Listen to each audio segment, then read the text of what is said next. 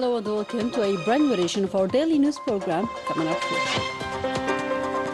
The President of the Republic, Abdelmajid Tebboune, chairs a working session with members of the National Commission in charge of cancer prevention and control. The Fair of the Algerian Products kicks off in the Qatari capital Doha with 150 participants willing to conquer this promising Middle Eastern market. And protest movements continue in Morocco to denounce normalization with the Zionist entity deemed as a betrayal to the Palestinian cause.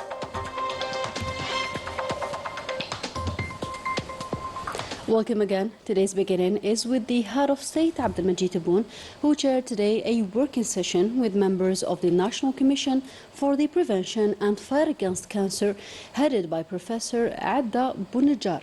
The session took place in the presence of Principal Private Secretary of the Presidency, Boualem Boualem, the head of the National Agency for Health Security, Professor Kamal Sanhaji, the Health Minister, Abdelhaq Saihi, and the CEO of Saidal Group.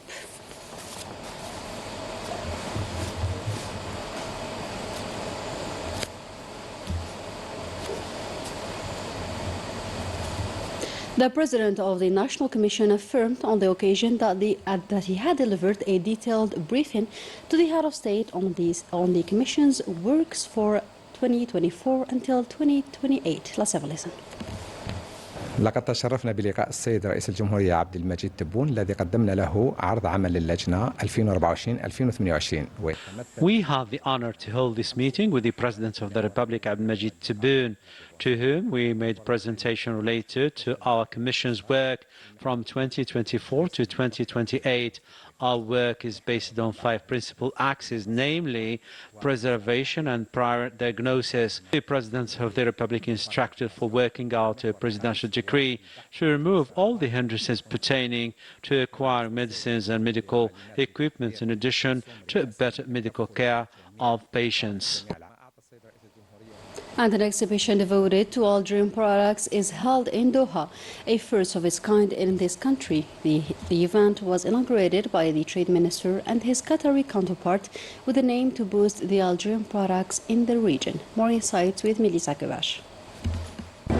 A new initiative was launched in Qatar, one that will introduce and put forward the quality and diversity of Algerian products, or as qualified by Trade Minister Tayyip Zitouni, a major step likely to reinforce the economic Algerian-Qatari relations. This fair falls within the roadmap already established between the two countries, aimed at consolidating durable and efficient partnership in the field of trade exchange by ensuring a win-win relationship. Today, with the organization of the first Algerian fair in Qatar, 150 enterprises are gathered representing the Algerian productive sector. The country is witnessing a significant growth. The production field is marked by a dynamic activity, reflected by the increase of the national revenue and the reinforcement of exports. Recently, we have reached $7 billion worth of exports, and we are working on an ambitious program to increase this worth up to $30 billion by 2030. This progress relies on the dynamic of Algerian enterprises and the reinforcement of partnerships with Qatar and other countries as well. A large range of Algerian foodstuffs, industrial and artisanal products are being displayed to consumers, who will also be able to buy products from the exhibitors directly. All sectors are represented. Both the ambassador and minister were surprised by the capacity, and that's the most important point.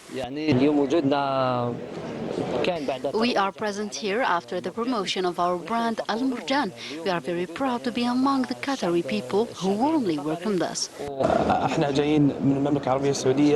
We came from the Kingdom of Saudi Arabia. After hearing that Algerian products are being exhibited here, we wanted to seize this opportunity to discover more Algerian products.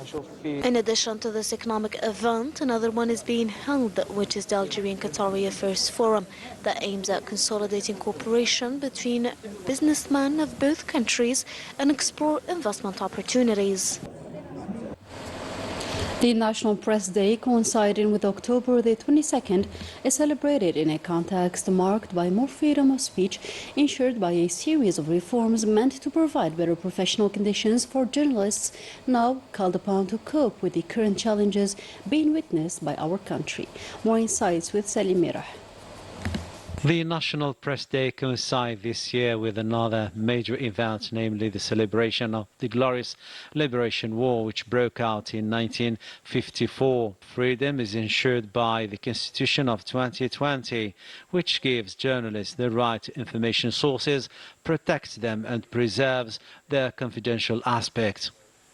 Launching radio and TV channels is ensured as well by this law, in addition to online newspapers and websites. The President of the Republic made of freedom of speech a fundamental principle, backed by a legislative arsenal that goes in line with the current challenges facing the country. The media landscape has witnessed considerable progress over the past few years, thanks to a series of measures, notably the adoption of new laws running the sector, such as the organic law relating to the audiovisual sector and print media, run by functional specifications. The national press has benefited from other advantages to improve the journalist's professional conditions. All in all, the sector is progressing steadily thanks to the substantial state facilitations to cope with the current situation. All the facilitations are in the offing to allow this sector to accomplish its noble mission in excellent condition to accompany the reforms taking place in our country. And the Algerian National Public Television won the first prize at the joint Arab television production competition of the Arab States Broadcasting Union for the documentary Les Mains du Destin of Yasmina Haririya, tied with the Palestinian television. The award ceremony is slated for next June during the ASBU Festival. In other news, and in Morocco, a massive strike is set for October 27th before the parliament to denounce the increase of prices, notably those related to basic products, a critical fact likely to further worsen the already fragile situation in the country. More insights with Salim Mirah.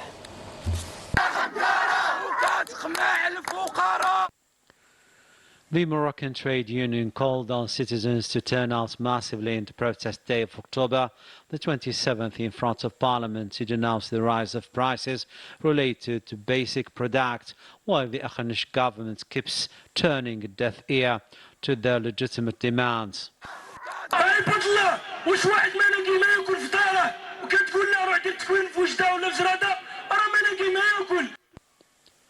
The public discontent goes on in several provinces of the country, urging the government to make adequate decisions to face up corruption and injustice, marking the everyday of citizens.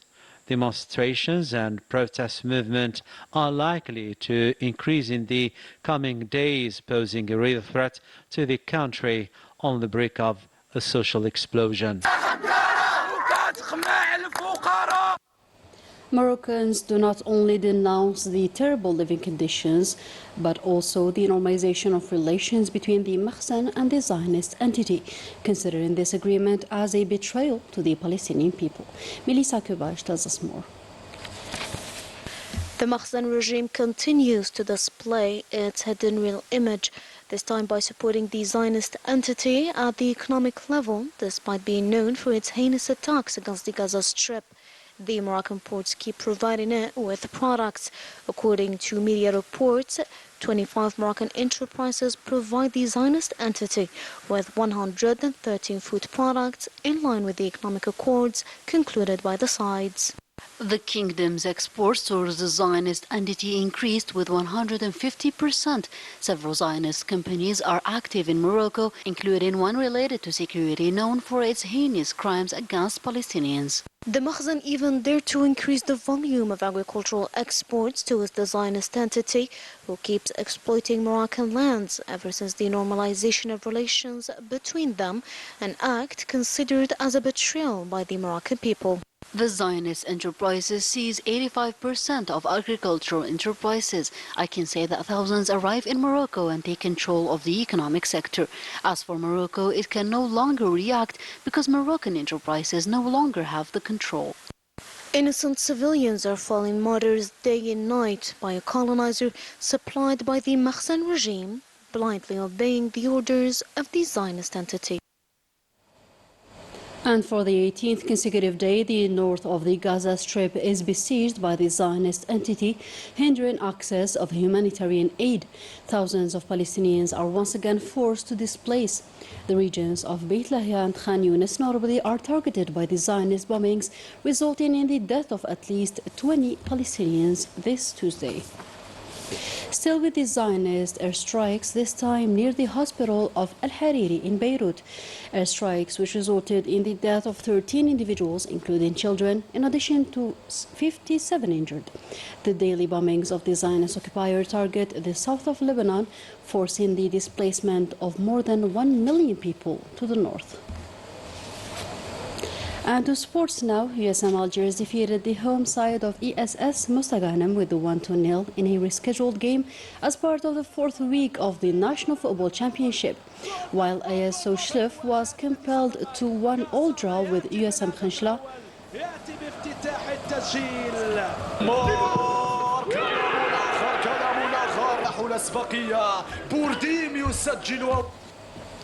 And with that, our today's news edition comes to a close. Thank you for tuning in.